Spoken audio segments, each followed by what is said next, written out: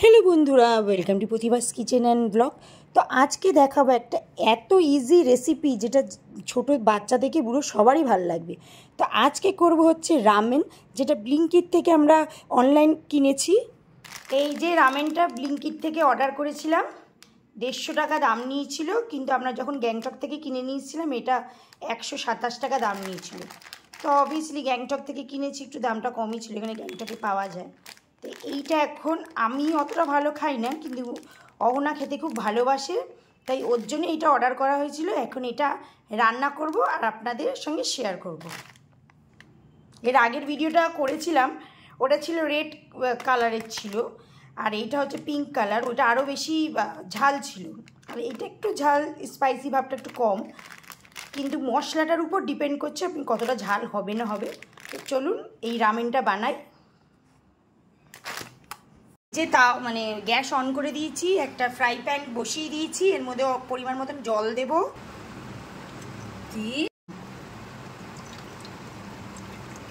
2 কাপের মতন জল দিলাম। এবার এটা কাঁচি দিয়ে কেটে নিই। বেরিয়ে গেল। এই মশলাটা ঝাল, এইটা সবসময় অল্প দিয়ে খাবেন, তাহলে ঝালটা লাগে না।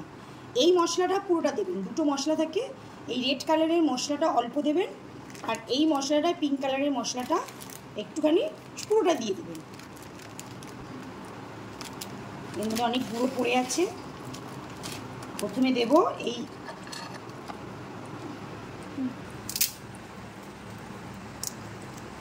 দিয়ে দিলাম জলের মধ্যে, জলটা ফুটে যাক, তারপরে ওই মশলাগুলি দেব। এর মধ্যে না নুন লাগে, না চিনি মিষ্টি কিচ্ছু লাগে না, সবচেয়ে ইজি প্রসেসের খাবার। এই যে চাপা দিয়ে দিয়ে করবেন যাতে সিদ্ধটা তাড়াতাড়ি হয়ে যায়। একটু পরে আমি মশলাটা দেব, ধিমি আঁচ করে এবার চাপা দিচ্ছি।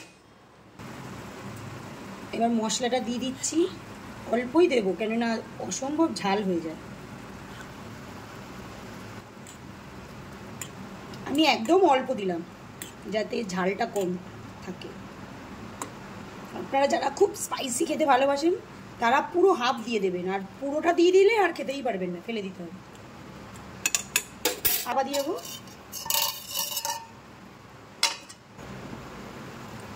এই যে এবারে এই পাউডারটা দিচ্ছি।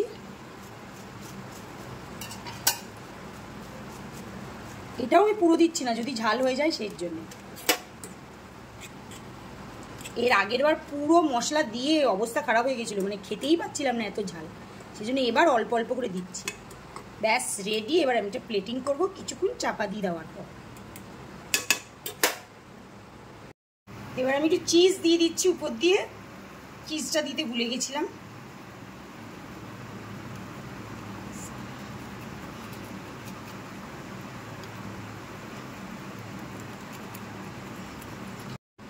চাপা দিয়ে কিছুক্ষণ আমি রেখে দেবো। এই যে রেডি। এবার আমি এটা প্লেটিং করব। প্লেটিং করা হয়ে গেছে। এই প্রসেসে একবার বাড়িতে বানিয়ে দেখবেন, না ঝাল লাগে, খেতেও খুব টেস্টি লাগে। গার্নিশ করে দিলাম। ডিমটা একটু হাফ বয়েল করার কথা ছিল, ডিমটা গরম জলে থেকে থেকে একটুখানি ফুল বয়েল হয়ে গেছে। ডিমের দোষ, আমার দোষ নেই। সেই যে এখন এই যে রেডি। এবার এইটা আমরা টেস্ট করব। আপনারা কে কে ভালোবাসেন অবশ্যই আমাকে জানাবেন, আর ভিডিওটা ভালো লাগলে অবশ্যই আমার চ্যানেলকে লাইক শেয়ার এবং সাবস্ক্রাইব করবেন। ভালো থাকবেন। Tata, good night.